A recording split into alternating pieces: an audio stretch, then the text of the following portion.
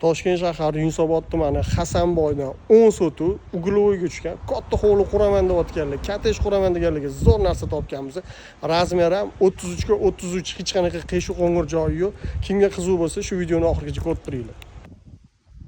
Fasadni qaranglar, go'zalligini o'zi ham 33 metr ekan bunaqasiga. Bunaqasiga ham 33 metr, qaranglar, taresga tushgan. Hech qanaqa qing'ir qiyshiq joyi yo'q ekan. Zo'rmi? Qaranglar, darvozaxonadan kirganda o'zi ham 4 ta 5 ta mashinaga bemalol joy tashab ketilgan.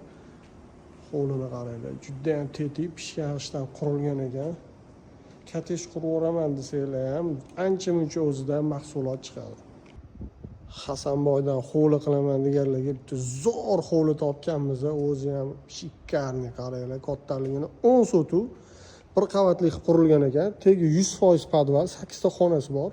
Ayollar borligi uchun kirmadi, qaranglar qurilishlarni. Bir qavat cho'tki qilib qurilgan. Bu yerda 5 ta xona, bitta hol, holni tegini podval qilib qo'yishgan ekan.